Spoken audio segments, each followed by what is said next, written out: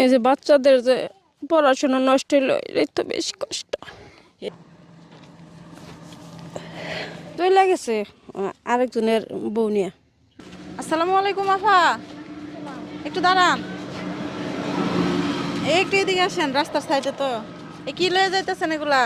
এই যে পাতা নিয়ে যাইতেছি। এগুলা কি এর জন্য নিতেছেন? ছাগলের নিয়ে। এটা একটু নামান তো, একটু কথা বলি। আচ্ছা, কই গেছিলেন? পাহাড়ে গেছিলাম কাজ করবেন গিয়া। পাহাড়ে কাজ করেন কেন? ভাইয়া নাই? না আপনার না স্বামী নাই? না, কি বলেন? স্বামী কি চলে গেছে নাকি মারা গেছে? চলে গেছে আরেকজনের বউ নিয়ে। আরেকজনের বোন নিয়ে চলে গেছে। আপনার সন্তান নাই?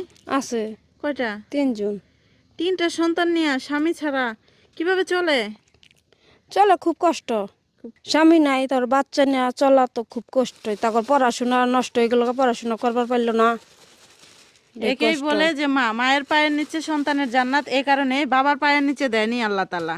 কারণ বাবা নিজের সন্তান ফালায় রেখে চলে গেছে, কিন্তু মা ফালায় রেখে চলে যেতে পারে নাই। পাহাড়ে জঙ্গলে কাজ করে সে জীবিকা নির্বাহ করতেছে, ভাগ্যের সাথে লড়ে যাচ্ছে, এভাবে জীবন চলতেছে তার। এই যে বাচ্চাদের যে পড়াশোনা নষ্ট হইলো, এই তো বেশি কষ্ট। এই জন্যই মায়ের পায়ের নিচে আল্লাহ তাআলা জান্নাত দিছে। যে বাচ্চার কষ্ট মা বুঝতে পারছে, কিন্তু বাবা বুঝতে পারে নাই। বাবা ফালায় রেখে চলে গেছে, কিন্তু মা তো ফালায় রেখে যাইতে পারে নাই, তাই না? হায়রে পরকিয়া, সর্বনাশের নেশা হচ্ছে পরকিয়া। এই পরকিয়া থেকে দেশ মুক্ত হোক, এটাই আমি কামনা করছি। যেন পরকিয়া কোনো সন্তানকে বাবা ছাড়া না করতে পারে। এই পরকিয়ার কারণে সন্তান আজকে বাবা ছাড়া। সকালবেলা আপনার ছেলে মেয়েরা ক্ষুধা লাগে না? সকালবেলা ঘুম থেকে ওঠার সাথে সাথে যখন খাবার চায়, তখন আপনি কি দেন তাদেরকে? তোমাকে দেওয়ার মতো কিছু নাই, ভাত রান্না করি পরে পরে পরে। সকালে ঘুমে থেকে উঠে তো বাচ্চারা খাইতে চায়, তখন কি বলেন? নাই নাই তো আর তার কি করুন। না থাকলে তার কিছু করার নেই। তো আমি আপনার বাচ্চাদের জন্য হালকা নাস্তার ব্যবস্থা করে নিয়ে আসছি, তো নিয়ে আসো।